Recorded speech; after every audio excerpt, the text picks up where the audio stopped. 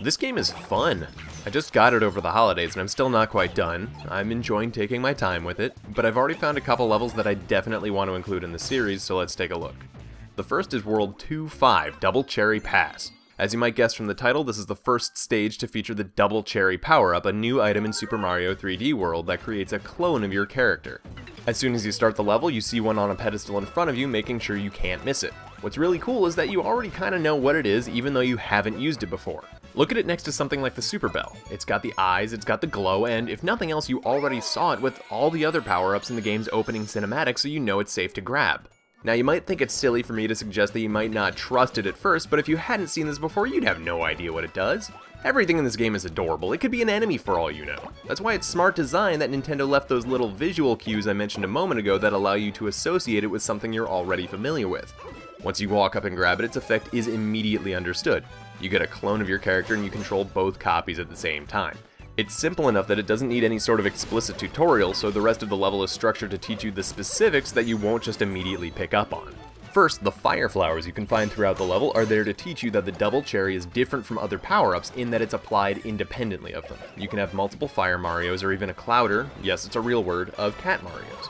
They also teach you that, like all your other moves, your fireballs will be mimicked by each clone, and the groups of block stepper enemies let you practice using your fireballs on groups. The level also uses the game's real objectives, the green stars and stamps, to teach you what kinds of obstacles you can overcome using the Double Cherry. After the first group of block steppers, you'll see two large red buttons marked with the letter P. Stepping on one will press it down and turns it green, and nothing else. But this visual feedback is a little clue to press both, which results in a green star. Later on, you can find a question block that, when you bop it, extends a solid block above it. Once you get one of your clones up there, you can bop it from below with another, allowing you to reach the stamp up above.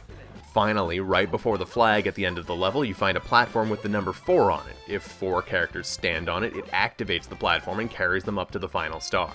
All of these are designed to draw your attention either by being in your way, being disguised as something you'd already investigate, or by generally standing out, and they teach you some of the things you can do with the Double Cherry clones. These green star and stamp locations help with understanding the underlying purpose behind this new power-up. Because Super Mario 3D World is the first 3D Mario game with multiplayer, all of the objectives we just looked at are designed to be completed by multiple players working together. The Double Cherry allows a single player to complete them on their own, so they aren't locked out of content for playing solo. Now, Nintendo president Iwata Satoru has been quoted stating that the Double Cherry actually began its life as a lucky accident with the placement tool that resulted in multiple player Marios on screen, but there's nothing accidental about the way it was applied here. Now, as you might imagine, controlling one character is a little easier than controlling a group, and the difficulty only grows as you pick up more Double Cherries since each gives you another clone.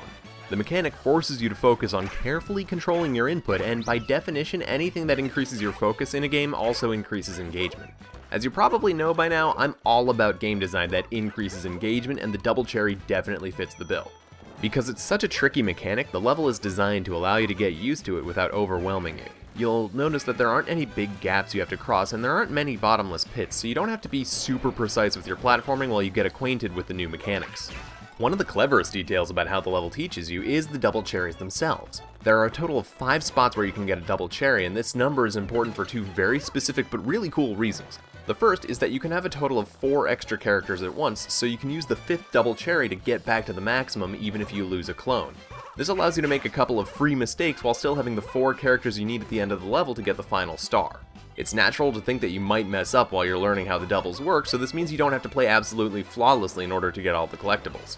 Second, because the level has so many of these available, all 4 players in a full multiplayer game have more chances to try it, so it's more likely that everyone will get some practice before it shows up in more difficult stages.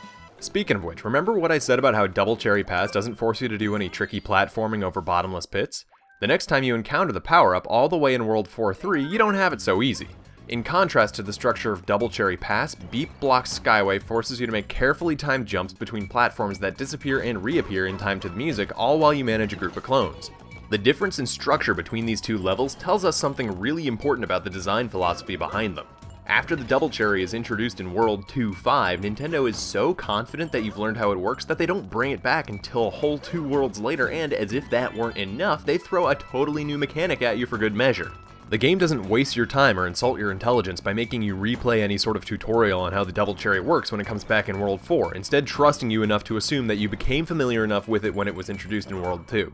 The result is much more even pacing since the game just keeps throwing new ideas at you without making you stop to relearn something that you already know.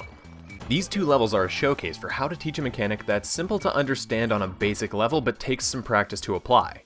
Double Cherry Pass acts as a safe playground where you rarely have to worry about having ground to land on while you get used to jumping with clones. It gives you plenty of time to familiarize yourself with the intricacies of controlling a group on screen while minimizing frustration. On the other hand, the challenge of Beat Block Skyway shows that Nintendo respects our intelligence as players enough to trust that we remember what we learned in World 2. Instead of stagnating by just rehashing familiar concepts, they use what we already know as a tool to teach us something new. These levels display some of the best ways a game can teach us, and that's what makes them truly great. Thank you for watching. I hope you've enjoyed the video and that you'll join me again next time when we take a look at another great level in gaming.